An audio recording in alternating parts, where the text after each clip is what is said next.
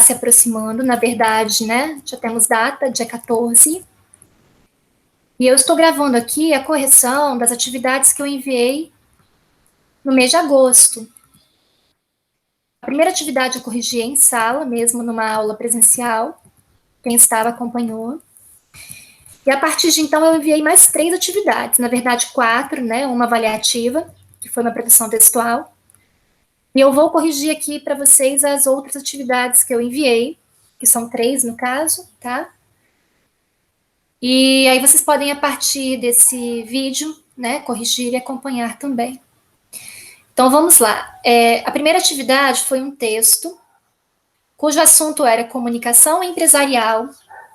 E após a leitura deste texto, fazia-se necessário resolver, né, algumas questões acerca do assunto que eu vinha explicando até então, e acerca também de algum material que vocês leram, né?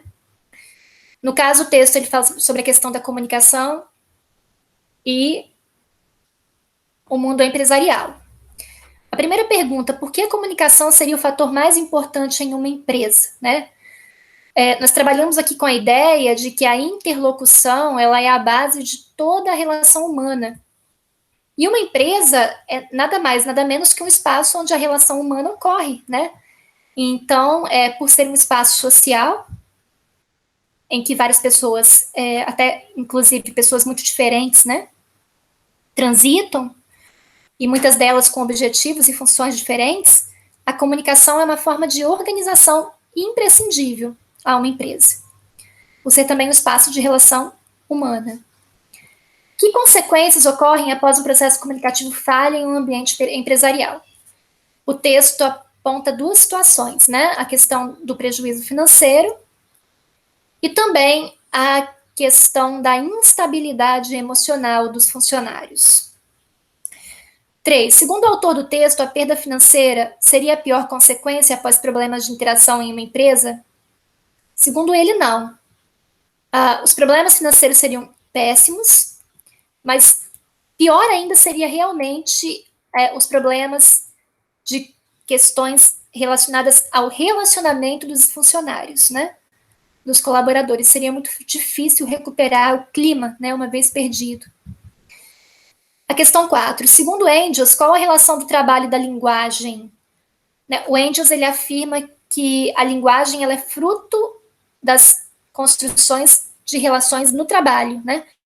Quando o Homo sapiens ele percebeu que ao atuar ativamente na sociedade, né, se organizando de forma coletiva, ele podia se proteger melhor, ele podia tratar melhor os seus descendentes. Ele também cria a linguagem, né? E a linguagem é consequência dessa interação, né? Do Homo sapiens no princípio, segundo Engels. Que canais de comunicação podem ser usados por uma empresa atualmente, segundo o texto? São canais de comunicação analógicos e são canais de comunicação digitais. E cada vez mais os canais de comunicação digitais estão presentes, mas às vezes também o olho no olho é importante. Segundo o texto, a ascensão funcional em uma empresa está associada à boa capacidade comunicativa? Sim. Quais os boatos que mais abalam funcionários em uma empresa? Fusão de marcas, mudança de cargos, né? Principalmente na gerência, boatos de que haverá pessoas sendo despedidas. Enfim, como evitar que ocorram, né? O texto é que a empresa tem que ter uma linha de um canal de comunicação fixo e legitimado. Explique o trecho. É importante conhecer o perfil de cada funcionário, de cada setor e conhecer os canais e tipos de linguagem mais eficientes para se comunicar com cada um deles. Aqui vai entrar na questão da linguagem, né, que eu trabalhei bastante também, na questão de variação. Em uma empresa, eu terei inúmeros colaboradores, cada um com uma cultura, com um nível de escolaridade, enfim, com uma percepção da realidade. Então, é sempre necessário, aos cargos de gerência, principalmente, que eles saibam se comunicar no nível de cada um dos seus colaboradores. Ou pelo menos cada tipo de setor, né, que existe na empresa. Porque a comunicação pode ser uma via de mão dupla, né? É interessante que numa empresa não só o cargo hierárquico utiliza a comunicação de forma ativa. Esse cargo hierárquico ele tem que dar oportunidade também para os cargos de nível inferior falarem, né? Porque muitas vezes quando você escuta colaboradores, mesmo que muito simples, você encontra ali resultados, né, satisfatórios importantes, porque não importa o cargo que a pessoa ocupa na empresa. Esse cargo é importante, sempre, e ela tem sempre muito a oferecer em cima das experiências que ela traz consigo, né, na função que ela exerce. Explique por que seria importante um canal de comunicação oficial para a empresa. Exatamente para evitar os boatos. Então, essa aqui foi a primeira atividade, né?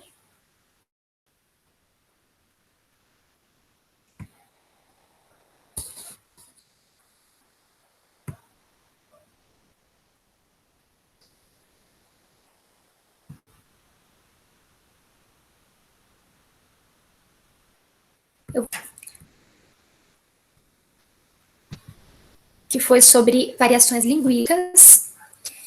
Eu até aconselho vocês a assistirem, caso haja alguma dúvida, um vídeo que eu gravei chamado Variações Linguísticas e o Mundo do Trabalho, em que eu tento contextualizar as variantes à questão da profissão do administrador, né? Caiu por terra essa ideia de que só existe a norma culta e quem não a utiliza é um fracassado do ponto de vista cognitivo.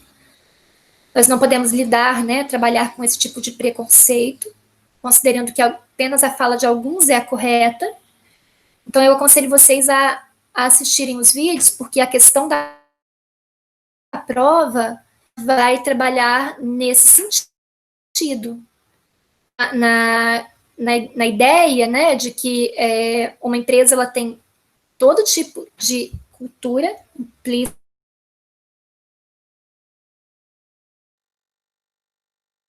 nos seus... E qualquer pessoa hoje que trabalhe nesses meios, ela tem que estar preparada para ouvir todo tipo de linguagem. Porque nós temos pessoas que falam uma variação padrão, temos, né, as pessoas que têm um acesso maior à escolaridade, mas não é o caso de todos. Então, há situações em que você vai ter de ouvir pessoas falarem numa linguagem não padrão, e você vai ter que se adequar a essa linguagem para se fazer entender, né? E eu digo isso principalmente para quem está em cargos majoritários ou mesmo para quem lidar com clientes. Então, vamos lá. A questão 1. A questão fala sobre... Deixa eu voltar aqui. Sobre palavras bastante arcaicas, né? Eu trabalhei com vocês a questão das palavras arcaicas, são palavras que desaparecem da língua. Então, a questão 1, ela tem como resposta...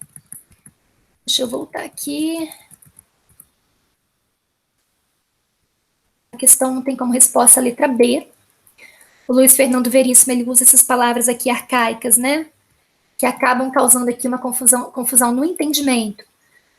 Mas o objetivo dele ali é tão somente fazer rir. Então, ele cria um tom humorístico. A questão 2, né? Que trabalha aqui o significado da palavra mandinga. E o significado que essa palavra acabou recebendo, né? Historicamente. E aí, a resposta é a letra A. Essa palavra ela é fruto de um contexto sócio-histórico. A questão 3, acerca do verbo pinchar, né? A resposta correta é C. O abandono de determinados vocábulos está associado a preconceitos socioculturais. Com questões socioculturais. A questão 4. Tendo em vista a opinião do texto, pode-se concluir corretamente que a língua falada é desprovida de ré.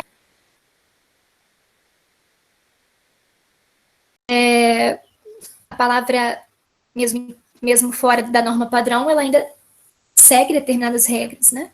Ela se organiza a partir de determinados pressupostos. E a letra B pede aqui para substituir, né, as palavras meter o bico, os termos, né, meter o bico de orelhas murchas por palavras da variedade padrão, né?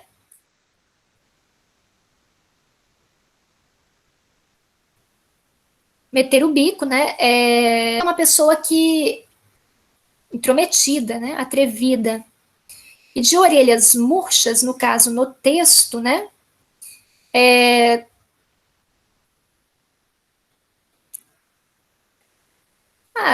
de forma humilde, né, calada. E a questão 5, de acordo com a leitura do texto, a língua é ensinada na escola, e aqui se referindo a uma escola tradicional, né? No caso, ele faz uma crítica à escola tradicional e à maneira como trata a língua portuguesa, e aqui ele vem para afirmar, né, que a escola precisa enriquecer o repertório do aluno.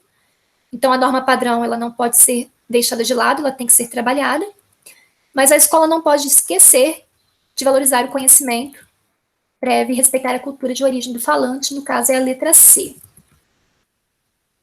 E aí também finalizou a atividade sobre variantes. Mas se lembrem que na avaliação eu vou trabalhar mais no sentido do mundo do trabalho mesmo, né? O porquê é importante alguém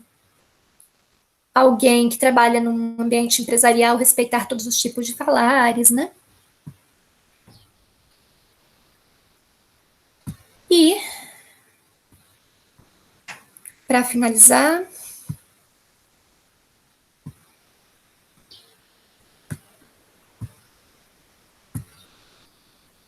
eu tenho aqui o último conteúdo que eu trabalhei, que foi semântica. Trabalhamos alguns conceitos, né? Um deles, polissemia, dentro de semântica, né? Então, entende-se por polissemia, né? A questão correta é a letra A, é um conjunto de significados, cada um unitário, relacionados com a mesma forma, ou seja, a polissemia consiste em uma palavra que apresenta vários significados de acordo com o contexto. A questão 2.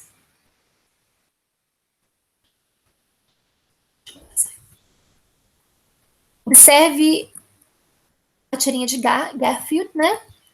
Aí um jogo de palavras, e aí uma delas é polissêmica, até causa o humor no texto, e a palavra polissêmica aqui é costela. Depois eu tenho aqui a questão 3, né? Também se pede aqui qual é a palavra que causa duplo sentido, e a palavra balanço, né? Balanço denotativo, balanço quando eu paro para pensar um pouco nas coisas. A questão 4 é para encontrar também o termo polissêmico, e no caso é espiar, observar, e espiar, pagar pena. 5. Qual é o termo que não é polissêmico, né? Não deixe para amanhã o que pode fazer hoje. Tudo ali é denotativo, não há duplo sentido. A questão 6 é para encontrar o termo também denotativo, né? E aí a letra C, o dicionário padrão da língua, são os tipos mais comuns de dicionário. É uma linguagem totalmente denotativa também. E a 7, analisando as falas das personagens, assinale a alternativa que contém as expressões utilizadas em seu sentido conotativo.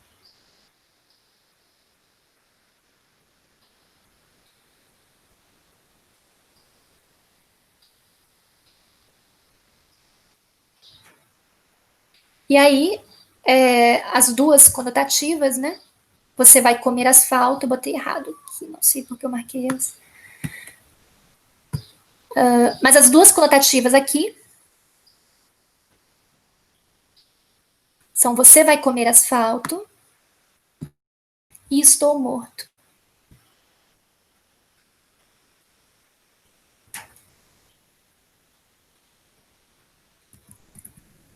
E é isso, tá? As respostas das atividades foram essas. Do primeiro que eu enviei, eu já corrigi em sala. Mas assim, eu passei o olho em todo mundo, enfim, todo mundo que enviou, eu dei uma olhada, assim, geral, e vocês estão acertando bastante a maioria das atividades que tem feito, né? E como tem pouca gente que tem entrado em contato comigo, eu creio que vocês não estão tendo muitas dificuldades. Então é isso. E a prova marcada para segunda-feira. Obrigada, pessoal. Vou encerrar aqui.